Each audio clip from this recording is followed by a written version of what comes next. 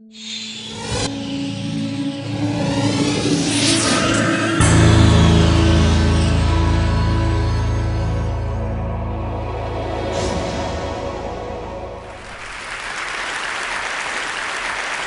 think I'll start out and just talk a little bit about what exactly autism is. Autism is a very big continuum that goes from very severe, the child remains nonverbal, all the way up to brilliant scientists and engineers. And I actually feel at home here because there's a lot of autism genetics here.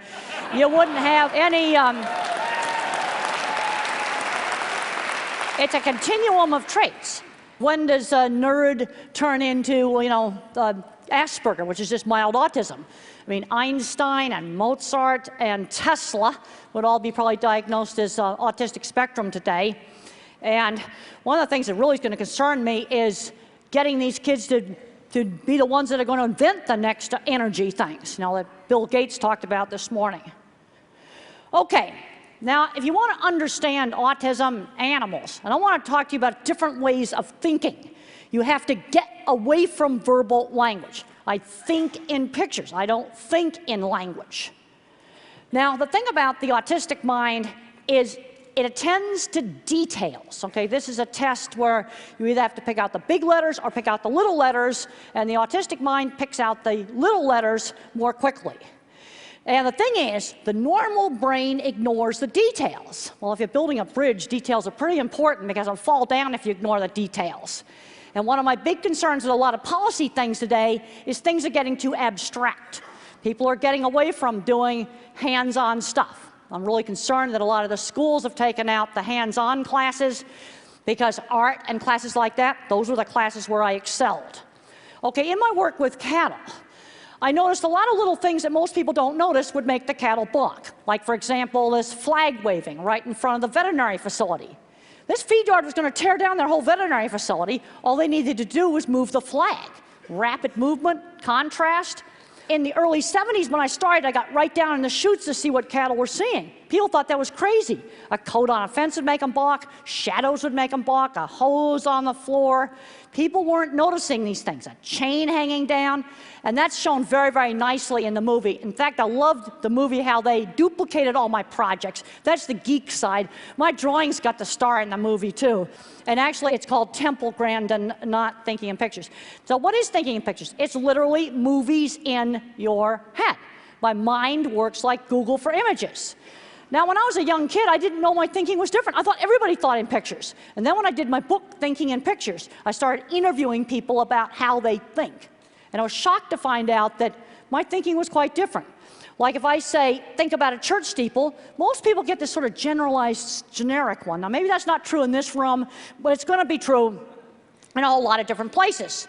I see only specific pictures. They flash up into my memory just like Google for pictures. And in the movie, they've got a great scene in there where the word shoe is said and a whole bunch of 50s and 60s shoes pop into my imagination. Okay, there's my childhood church, that's specific. There's some more, Fort Collins. Okay, how about famous ones? And they just kind of come up kind of like this, just really quickly, like Google for pictures. And they come up one at a time, and then I can think, well, okay, well, maybe we can have it snow, or we can have a thunderstorm. I can hold it there and turn them into videos. Now, visual thinking was a tremendous asset in my work designing cattle handling facilities. And I've worked really hard on improving how cattle are treated at the slaughter plant. I'm not going to go into any gucky slaughter slides. I've got that stuff up on YouTube if you want to look at it. But one of the things that I was able to do in my design work is I could actually test run a piece of equipment in my mind, just like a virtual reality computer system. And this is an aerial view of a recreation of one of my projects that was used in the movie. That was like just so super cool. And there were a lot of kind of Asperger types and autism types working out there on the movie set, too. But one of the things that really worries me is where's the younger version of those kids going today? They're not ending up in Silicon Valley where they belong. Now, one of the things I learned very early on, because I wasn't that social, is I had to sell my work and not myself. And the way I sold livestock jobs is I showed off my drawings, I showed off pictures of things. Another thing that helped me as a little kid is, boy, in the 50s, you were taught manners. You were taught you can't pull the merchandise off the shelves in the store and throw it around. Now, when kids get to be in 3rd or 4th grade, you might see that this kid's going to be a visual thinker, drawing in perspective. Now, I want to emphasize that not every autistic kid's going to be a visual thinker. Now, I had this brain scan done several years ago, and I used to joke around about having a gigantic internet trunk line going deep into my visual cortex. This is tensor imaging, and my great big internet trunk line is twice as big as the controls. The red lines there are me, and the blue lines are the sex and age-matched control. And there I got a gigantic one, and the control over there, the blue one, has got a really small one. And some of the research now is showing that people on the spectrum actually think with primary visual cortex. Now the thing is, the visual thinker is just one kind of mind. You see, the autistic mind tends to be a specialist mind, good at one thing, bad at something else. And where I was bad was algebra. And I was never allowed to take geometry or trig. Gigantic mistake. I'm finding a lot of kids that need to skip algebra, go right to geometry and trig. Now another kind of mind is the pattern thinker, more abstract. These are your engineers, your computer programmers. Now this is pattern thinking. That praying mantis is made from a single sheet of paper. No scotch tape, no cuts, and there in the background is the pattern for folding it. Here are the types of thinking. Photorealistic visual thinkers like me. Pattern thinkers, music and math minds. Some of these oftentimes have problems with reading. You also will see these kind of problems with kids that are dyslexic. You'll see these different kinds of minds. And then there's a verbal mind. They know every fact about everything. Now another thing is the sensory issues. I was really concerned about having to wear this gadget on my face. And I came in half an hour beforehand so I could have it put on and kind of get used to it, and they got it bent so it's not hitting my chin. But sensory is an issue. Some kids are bothered by fluorescent lights. Others have problems with sound sensitivity. You know, it's going to be variable. Now, visual thinking gave me a whole lot of insight into the animal mind, because think about it, an animal's a sensory-based thinker, not verbal. Thinks in pictures, thinks in sounds, thinks in smells. Think about how much information there is there on the local fire hydrant. He knows who's been there, when they were there, are they friend or foe, is there anybody he can go mate with? There's a ton of information on that fire hydrant. It's all very detailed information. And looking at these kind of details gave me a lot of insight into animals. Now, the animal mind, and also my mind, puts sensory-based information into categories. Man on a horse and a man on the ground, that is viewed as two totally different things. You can have a horse that's been abused by a rider. They'll be absolutely fine with the veterinarian and with the horseshoer, but you can't ride him. You have another horse where maybe the horseshoer beat him up, and he'll be terrible for anything on the ground with the veterinarian, but a person can ride him. Cattle are the same way. Man on a horse, a man on foot, they're two different things. You see, it's a different picture. See, I want you to think about just how specific this is. Now, this ability to put information into categories, I find a lot of people are not very good at this. Like when I'm out troubleshooting with equipment or problems with something in a plant, they don't seem to be able to figure out, do I have a training people issue, or do I have something wrong with the equipment? In other words, categorize equipment problem from a people problem. I find a lot of people have difficulty doing that. Now, let's say I figure out, is an equipment problem, is it a minor problem with something simple I can fix, or is the whole design of the system wrong? People have a hard time figuring that out. Let's just look at something like, solving problems with, making airlines safer. Yeah, I'm a million-mile flyer. I do lots and lots of flying. And, like if I was at the FFA, what would I be doing a lot of direct observation of? It would be their airplane tails. 5 fatal wrecks in the last 20 years. Tail either came off or steering stuff inside the tail broke in some way. It's tails, pure and simple. And when the pilots walk around the plane, guess what? They can't see that stuff inside the tail. Now as I think about that, I'm pulling up all of that, specific information. It's specific. See, my thinking's bottom up. I take all the little pieces and I put the pieces together like a puzzle. Now here's a horse that was deathly afraid of black cowboy hats. He'd been abused by somebody with a black cowboy hat. White cowboy hats, that was absolutely fine. Now, the thing is, the world is going to need all of the different kinds of minds to work together. We've got to work on developing all these different kinds of minds. And one of the things that's driving me really crazy as I travel around and I do autism meetings is I'm seeing a lot of smart, geeky, nerdy kids. And they just aren't very social. And nobody's working on developing their interest in something like science. And this brings up the whole thing of my science teacher. My science teacher is shown absolutely beautifully in the movie. I was a goofball student when I was in high school. I just didn't care at all about studying until I had Mr. Carlock's science class. He was now Dr. Carlock in the movie. And he got me challenged to figure out an optical illusion room. This brings up the whole thing of you got to show kids interesting stuff. You know, one of the things that I think maybe TED ought to do is tell all the schools about all the great lectures that are on TED. And there's all kinds of great stuff on the internet to get these kids turned on. Because I'm seeing a lot of these geeky, nerdy kids, and the teachers out in the Midwest and other parts of the country, when you get away from these tech areas, they don't know what to do with these kids. And they're not going down the right path. The thing is, you can make a mind to be more of a thinking and cognitive mind, or a mind can be wired to be more social. And what some of the research now has shown in autism is there may be extra wiring back here in the really brilliant mind, and we lose a few social circuits here. It's kind of a trade-off between thinking and social. And then you can get into the point where it's so severe, you're going to have a person that's going to be nonverbal. In the normal human mind, language covers up the visual thinking we share with animals. This is the work of Dr. Bruce Miller, and he studied Alzheimer's patients that had frontal temporal lobe dementia. And the dementia ate out the language parts of the brain, and then this artwork came out of somebody that used to install stereos in cars. Now, Van Gogh doesn't know anything about physics, but I think it's very interesting that there was some work done to show that this eddy pattern in this painting followed a statistical model of turbulence. This brings up the whole interesting idea of maybe some of this mathematical patterns is in our own head. And the Wolfram stuff, I was taking notes and I was writing down all the search words I could use, because I think that's going to go on in my autism lectures. We've got to show these kids interesting stuff. And they've taken out the auto shop class and the drafting class and the art class. I mean, art was my best subject in school.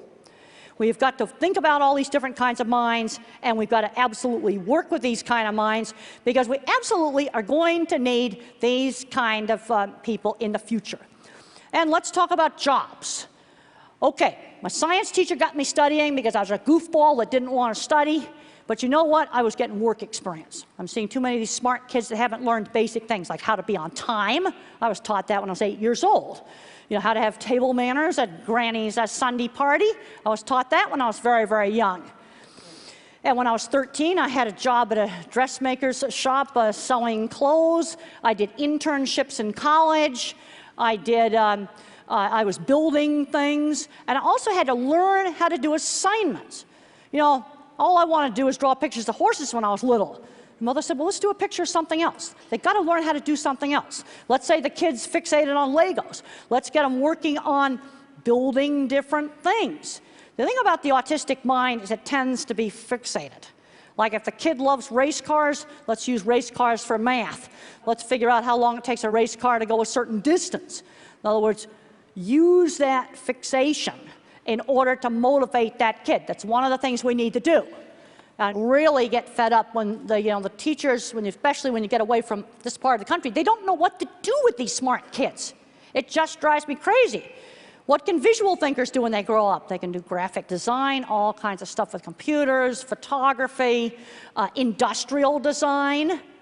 The pattern thinkers, they're the ones that are going to be your mathematicians, your software engineers, your computer programmers, all of those kinds of jobs. And then you've got the word minds. They make great journalists, and they also make really, really good stage actors. Because the thing about being autistic is I had to learn social skills like being in a play. You just have to learn it. And we need to be working with these students, and this brings up mentors. You know, my science teacher was not an accredited teacher. He was a NASA space scientist. Now, some states now are getting it to where if you have a degree in biology or a degree in chemistry, you can come into the school and teach, biology or chemistry.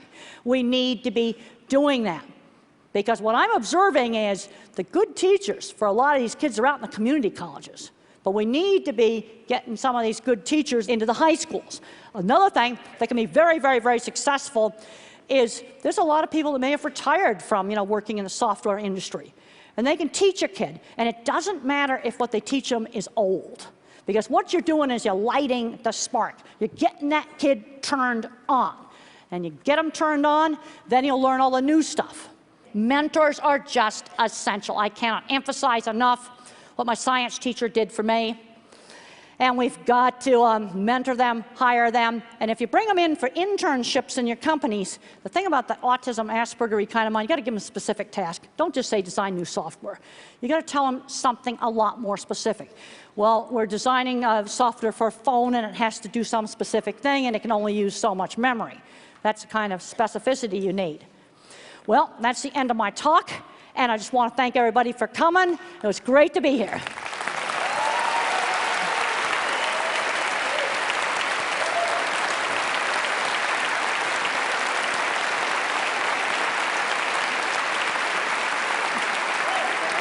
Okay.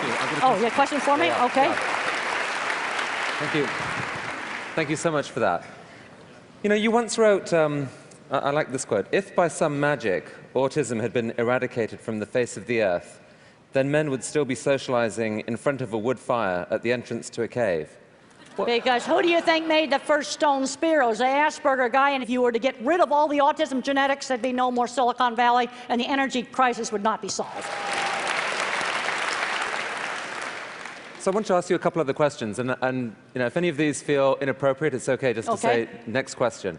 But if there's someone here who has an autistic child or knows an autistic child and feels kind of cut off from them, what advice would you give them? Well, first of all, we got to look at age. If you have a 2-, 3-, or 4-year-old, no speech, no social interaction, I can't emphasize enough, don't wait. You need at least 20 hours a week of one-to-one teaching. The thing is, autism comes in different degrees. There's going to be about half the people on the spectrum that are not going to learn to talk, and they're not going to be working in Silicon Valley. That would not be a reasonable thing for them to do. But then you got these smart, geeky kids, the touch of autism, and that's where you've got to get them turned on with doing interesting things. I got social interaction through shared interests. I rode horses with other kids. I made model rockets with other kids. Did electronics lab, with other kids. And in the 60s, it was gluing mirrors onto a rubber membrane on speaker to make a light show. That was like, we consider that super cool. Is it unrealistic for them to hope or think that that child loves them, as some might most wish? Well, let me tell you, that child will be loyal, and if your house is burning down, they're going to get you out of it. Wow. So most people, if you ask them what are they most passionate about, they'd say things like, my kids, or my lover, or... What are you most passionate about? I'm passionate about that the things I do are going to make the world a better place. When I have a mother of an autistic child say, my kid went to college because of your book or something, or one of your lectures, that makes me happy. The slaughter plants, I've worked with them in the 80s. They were absolutely awful. I developed a really simple scoring system for slaughter plants where you just measure outcomes. How many cattle fell down, how many cattle got poked with the prodder, how many cattle are mooing their heads off. And it's very, very simple. You directly observe a few simple things. It's worked really well. I get satisfaction out of seeing stuff that makes real change in the real world. We need a lot more of that and a lot less abstract stuff.